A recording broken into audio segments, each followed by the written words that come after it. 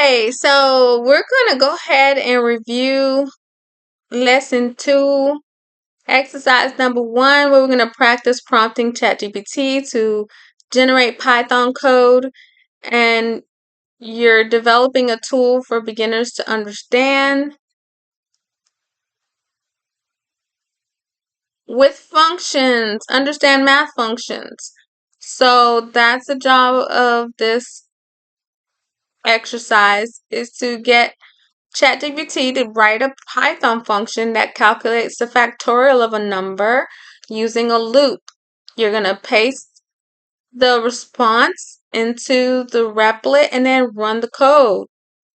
We'll record whether the code ran correctly, with the output, what the output was, and what you learned from the structure of the code. Okay, so this model response gives you the code, and we're just gonna use think what it says. We're gonna use Replit. Okay, first we're gonna run it, then we're gonna prompt GPT to see what they get. And then after you ask ChatGPT, you're gonna paste the response into Replit and run the code. Then we're gonna look at the difference between what Replit gave and what response is here. Okay. We'll record whether the code ran correctly, what the output was, and what you learned. Okay, let's take this, copy it, and we will put it into ChatGPT. Let's see. Let's get ChatGPT up, and let's ask ChatGPT to write a function that calculates the factorial. Okay. I think I can close this. And then it says, here's a simple Python function that calculates the factorial of a number using a loop. Okay, so it's the iterative approach, it says. So we're going to copy this. It has a def, factorial, int, and then it does some stuff. I don't know. We're just going to see if it actually does it. And it says the expected output is 120. So when we run it, we should get 120 for the answer. All right, so let's do that. This function uses a for loop, multiplies a number from 1 to n, handles invalid negative input with an exception. Okay. It asks if you want to do the while loop version. No, we're not going to do a while loop version. We're going to take this version and we're going to put it into Replit. Okay, so let's do that. Let's put it in Replit.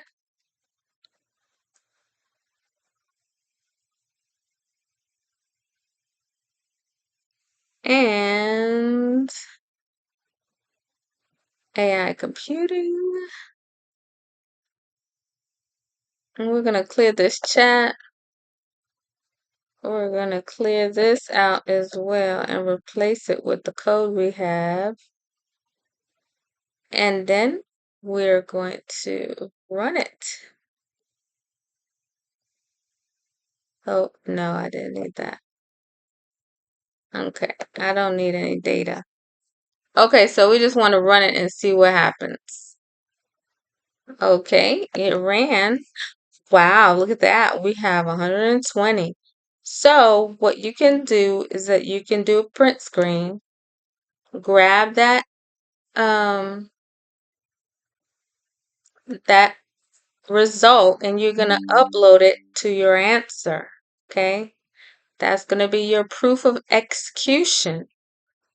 Also, what we're going to do is go back to the exercise, and we're going to grab the AI model response, because the AI model also gave the same, but not really. It's a different little code.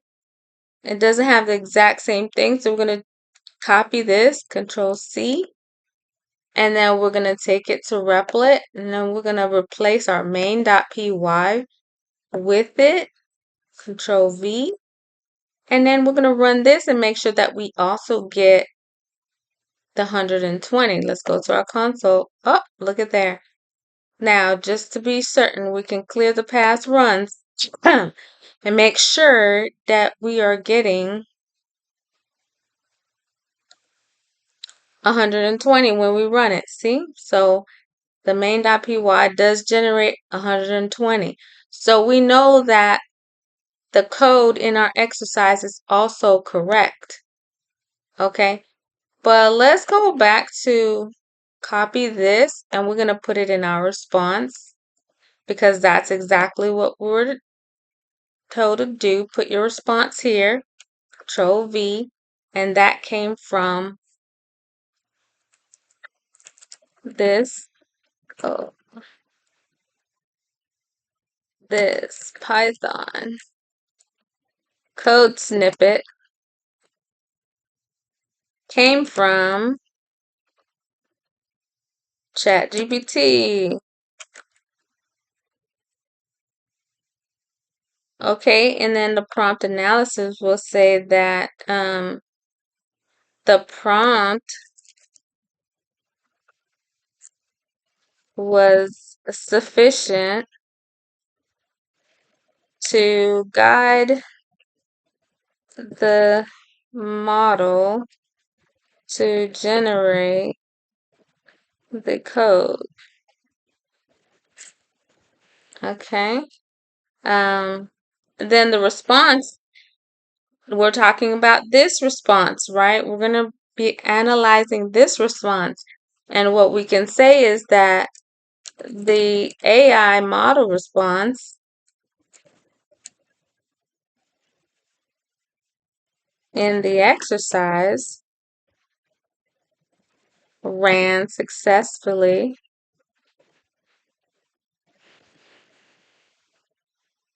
using a slightly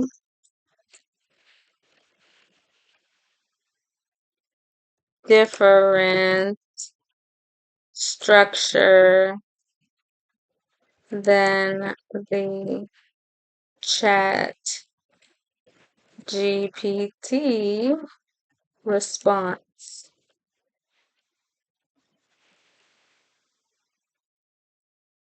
The response from ChatGPT also ran successfully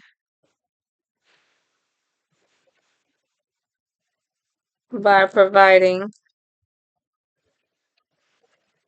the expected output.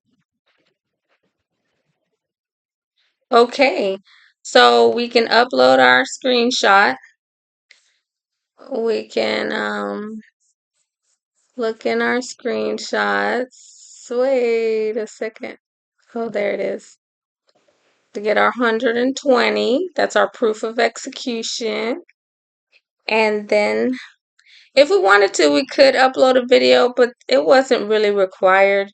So we'll just save our work, mark it complete, and then we can move on to the next one. I want to thank you so much for tuning in to this lesson, and I hope to see you next time.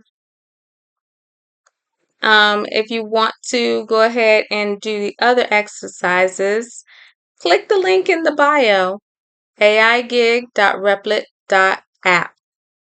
Thank you so much for watching.